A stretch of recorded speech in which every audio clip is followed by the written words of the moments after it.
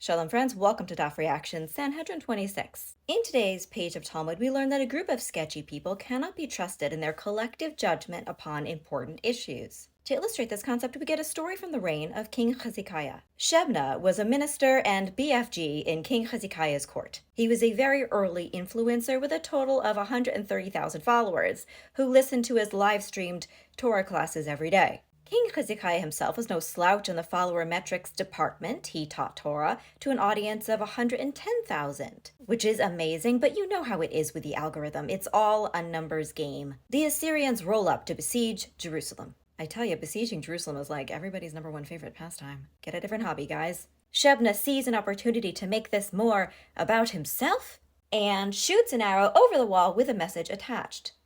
And it said, "Hey besties, Shebna here. I'm sure you've heard of me. Do you have any survival discounts for influencers like ready to support you right now? Because me and my followers are totally down, totes down to surrender." Can't say the same for Hezekiah and his followers though. He really didn't have to put that last bit in there, but he did anyway. Apparently there's not actually a lot of difference between how TikTok beef and biblical beef gets started. King Hezekiah was a slightly more niche creator, and thus he was worried that God might support Shebna and the majority because they had more clout. He was sweating this pretty bad. But the prophet Isaiah was like, no, don't worry. Yes, technically they are a majority, but if a majority are wicked and not doing the right thing, they don't count. God, why can't elections work like that? Shebna really thought that because he was popular with a larger brand identity, he had the authority to offer up Jerusalem to the Assyrians. He thought he was such hot shit he was going to be the next king.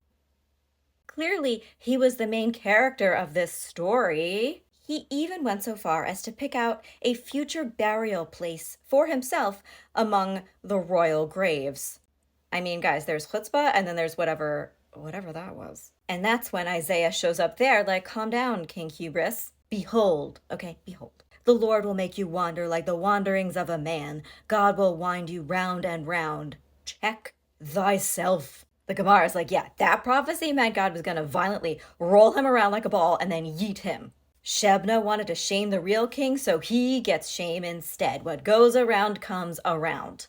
Pride goeth before an epic fail. Shebna goes out to surrender to the Assyrians, confident that he's got his whole squad behind him, metaphorically, but also actually. But he doesn't. Why doesn't he? He goes through the gate, but before anyone else can follow him, the angel Gabriel shows up, drops down into the situation, and just holds the door shut.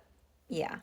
No one else is going through there. So Shebna gets to the Assyrians and they're like, this is not what you said. This was not what you said. You said you had followers. And he turns around and sees he is alone. He is absolutely alone. Oh shit. And he's like, I guess they must have backed out.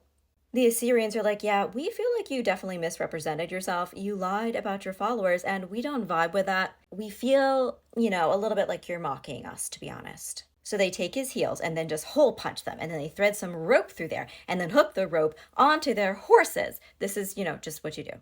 And then they drag him through the thorns and the bristles and whatever rocks are on the ground in an excruciatingly bumpy torture that I can't really imagine he survived for very long.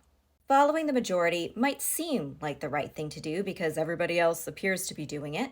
Or it might just seem easiest to go along with people because going against the tide is an extremely difficult thing to do.